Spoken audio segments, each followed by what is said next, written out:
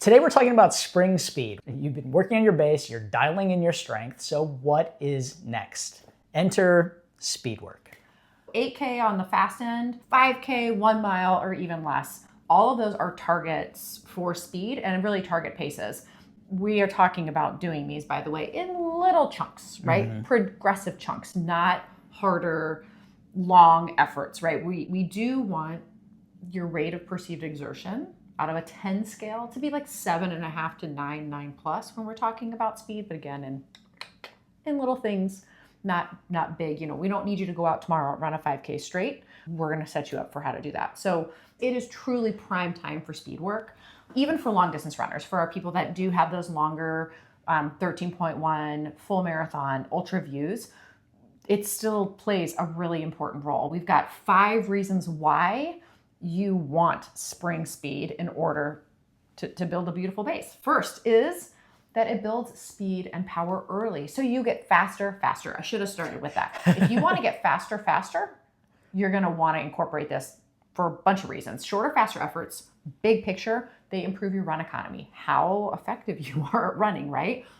In a bunch of ways. One, proprioception. That's how well our body's perceived, where we are in our position and react to it. When we run fast, guess what? We have to run a little prettier, right? Next is neuromuscular coordination. It does take a lot more coordination to run fast, a little bit more focus. The next 2 things are purely based on form when we run fast. First is going to be upper body position. You have to drive your elbows back further in order to generate speed, right? Look at sprinters. They're all the way back behind the body, completely detached from the body because they are generating a lot of forward propulsion. And on that note, also leg turnover. It's the same as the upper body. So a faster cadence because you're generating more force per stride, and you have more strides because you're trying to move faster. So all of these things really boost that run economy and make all paces feel smoother later. Again, you don't need to go out and run a 5K at exactly 5K to start this, but by running even small chunks at 5K, it is going to make that run economy at all paces really start to improve. All right, next up, it creates a strong foundation for your summer and fall mileage. You're teaching your body to run efficiently before you're piling on long miles. All the points about form that you just mentioned are so important because if we have a ton of miles with bad form, you are more likely to be injured. If we lock in that form first and then build our program from there, we are in a much better position to succeed. All right, number 3. It reduces your risk of injury. This is like, wait, what? Running speed makes me less injured? Yeah, it absolutely can. So after you've done your winter base building, right? When we introduce speed, we are really doing things like strengthening tendons and ligaments and muscles in a progressive way. Big asterisks on all of this is make sure to follow a plan that has a progressive overload that builds responsibly. Without this, 100% you're going to go run the risk of going in the other direction. But if you stack them progressively, which we'll get into a little bit of how to introduce it, you are going to be basically strengthening those same areas. Another upside, again, maybe being a bit optimistic here, but as we ease into spring, a lot more of speed can be done on thawed, more clear surfaces. But if, reality happens, you can always use a tread or an indoor track as well, and your body will respond exactly the same.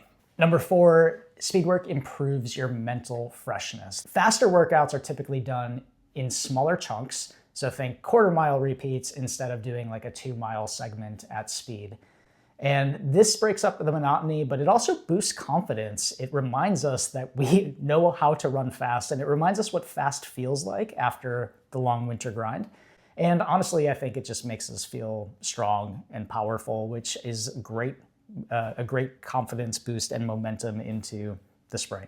I always think about how quickly we can use and stack speed bricks, right? When we're talking about long distance stuff, so like our long run efforts, we are talking 2 to 3 weeks for that fitness to really actualize and be usable. That's why you have a 2 to 3 week taper with half and full marathon plans.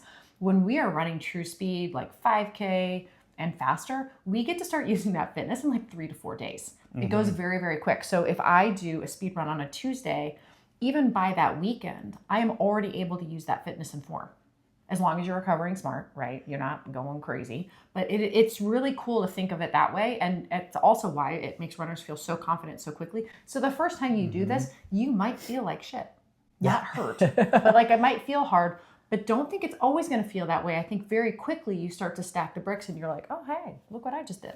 Last but not least, number 5, it's perfect timing for races. So spring, especially if you're in a cold area, it brings a lot of 5Ks, track meetups, a lot of tune-up race opportunities. I call these rust busters, right? We all need one. It's also just an ideal time to sharpen speed and dial in your pace card before you lean into summer and fall training. There's no better way to start a race season than having a really great idea of where you're at. Here are some ideas of how to focus on and find your spring speed. So first up is to pick a race. Give yourself enough runway to get your speed up, so something like 6+ weeks for a 5 to 8K, and give it a shot. See what you've got. It's a great way to start your season. Remember we said if you start feeling the effects of Speedwork within like 3 to 4 days, 6 weeks, you can do a lot of work, right? Even 4 weeks, you can do a lot of work to be able to throw down. The second one, this is one that I feel very strongly about. Find friends to train with, please. Speed is so much better when you do it with friends. You don't necessarily even have to be the exact same pace. Just knowing that other people are out there doing what you are doing is huge. Next up is to follow a progressive plan. Do not do randomized speed work. So don't just pick and choose workouts and place them on your schedule because you saw it in a magazine or your favorite influencer did it. It needs to be progressive.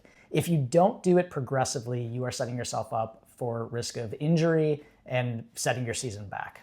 Once you get your footing, see what we did there? Once you get your footing, we can layer in speed as well, just to make things more fun on other runs. These are small, not big things. So this is on top of regular programming. One, which I love, is to add in some strides after easy runs. We're talking like 4 to 6, 20-second or so, fast and relaxed strides with full recovery, at least 30 seconds recovery after each one of those. Small doses, big payoff.